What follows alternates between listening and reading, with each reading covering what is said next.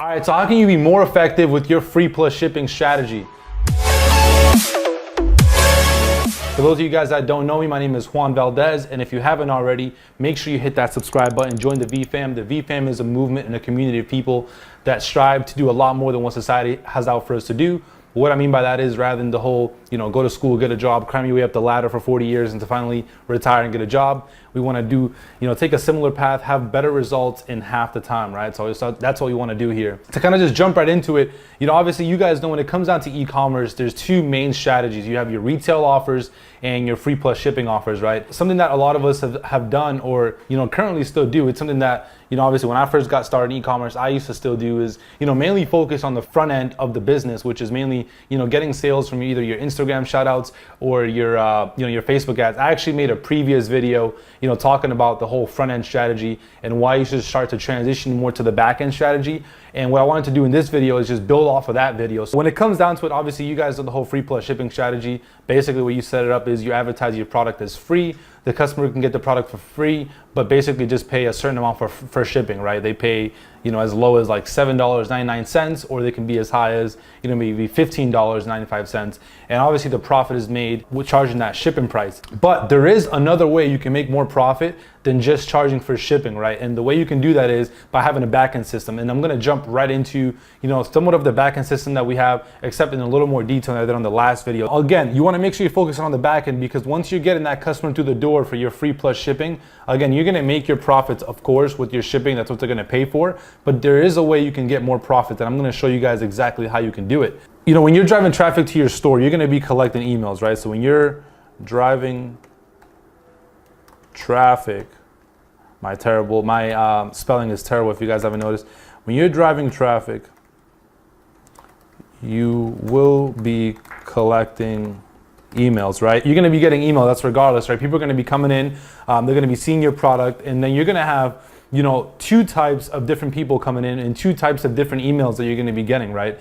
Obviously, when somebody comes in, they see the product, they may, fill out their information and then not end up checking out. So what happens is now you have your, this email, but this email is for what we call a non-buyer. Both emails you're gonna have your non-buyers and you're gonna have your buyer emails, and both emails are super helpful and you can take advantage of both of them. And I'm gonna show you guys exactly how. So what we'll do is we're gonna start off with non-buyer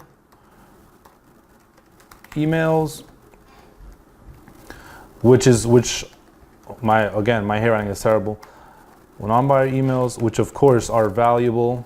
Again, these are just people that come in, don't check out. They kind of just put their information in, and for some reason they didn't follow all the way through. You're gonna have those people, it's regardless, right? It happens to all of us.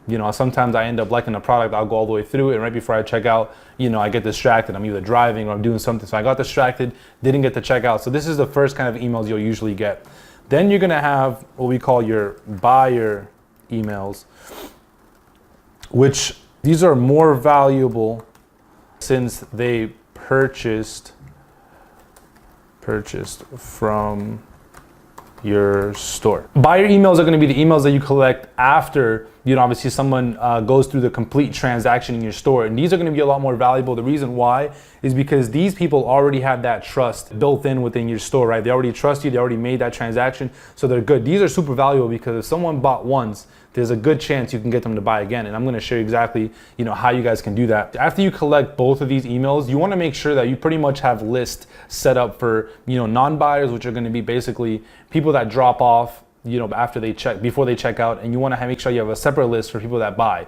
You wanna have what we call email sequences. One thing that we show in our P2P accelerator for a lot of our students is how to set up different sequences for emails, right?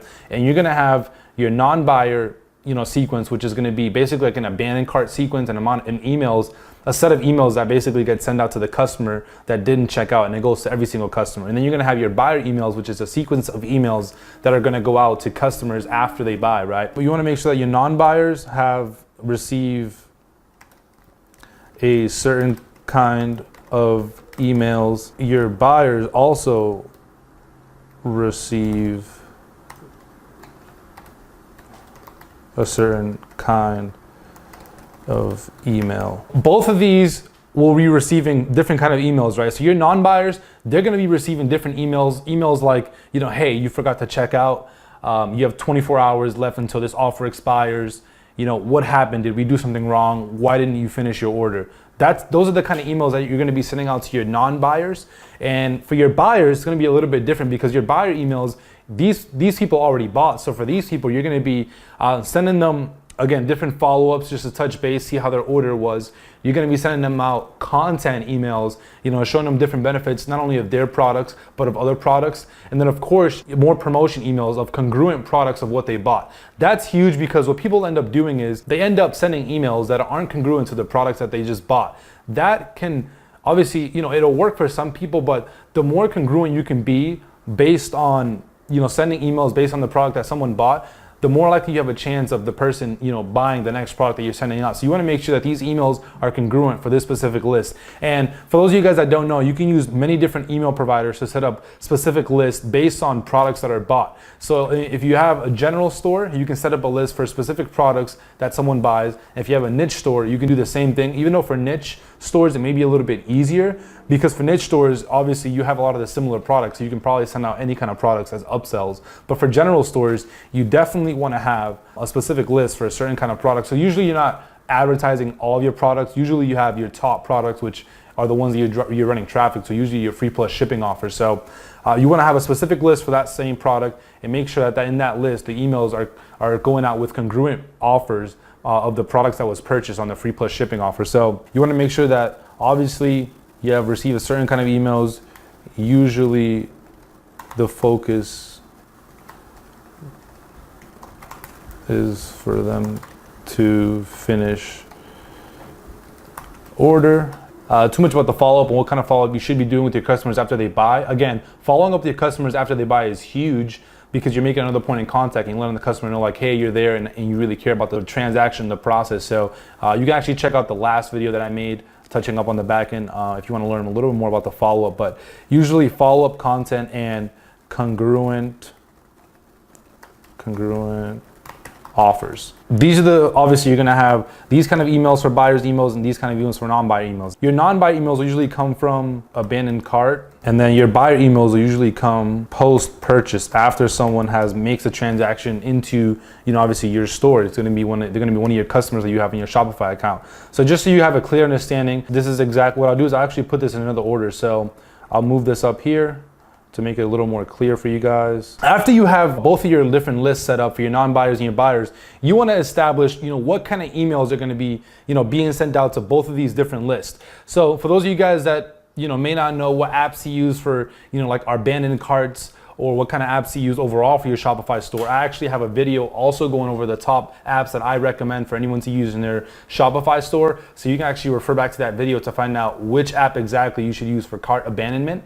And these apps usually make it super easy for you to send out these emails. So I'd recommend, using these apps, setting these emails up on the back end. Usually a lot of people don't end up sending these emails and they lose out on a ton of money all the time, right? So you want to make sure if you're driving traffic from your Instagram, shout out to your Facebook ads, it's natural to have customers drop off and you're not going to have everybody buy. But if you're following up through emails, back to back to back, you have a much higher chance of actually getting these customers to come in and actually buy. So for us, I've seen, our stores increase, in 10 to 20% in sales from the same amount of traffic that we were driving simply by, starting to include these abandoned cart emails. When we first got started, obviously we didn't know to include them. So obviously I want to save you guys the time and share with you guys that you should include abandoned cart emails off the jump. If you have abandoned cart emails set in place, usually, it's 2 to 3 or so, you can see an increase in sales just from abandoned orders. So that's for sure something you want to implement. But now when it comes down to post-purchase, it's a little bit of a different strategy. So you want to make sure, again, you're going by somewhat of what I talked about in the previous video. You want to have your follow-up. Then from your follow-up, you want to have some content emails to provide some value. And then from your value, you provide, the promotions. You want to have these to be congruent promotions. But the reasons you want to do that is, because it's valuable to nurture all the leads that are coming in, especially the ones that are buying.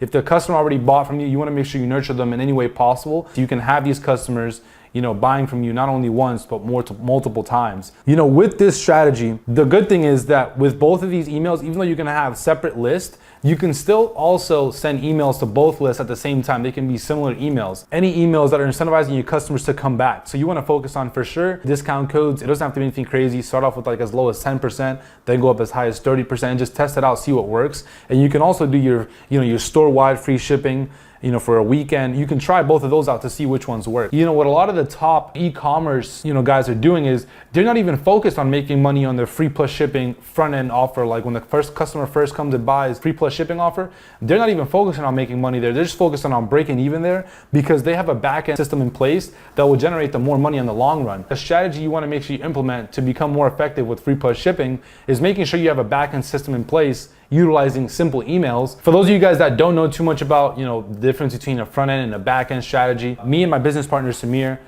we actually put together a P2P accelerator specifically to teach people how to become, e-commerce entrepreneurs, showing everybody from step A to Z what they need to do to how to start a Shopify store, all the way to how to run a profitable Facebook ad. So if you haven't already, you can actually check the link in the description where you can check out a P2P accelerator. We have a free training put together for you guys. You guys can check it all out. It goes into a little bit more detail about e-commerce and dropshipping overall. So I hope you guys got value on this, how to improve or how to be more effective with your Shopify free plus shipping offers. If you did, you leave me a thumbs up. Also, leave me a comment. Let me know what you think about this strategy, if you've tried it out, how it's worked for you. And if you haven't already, make sure you hit that subscribe button, join the V fam, and I'll see you guys in the next video. Peace.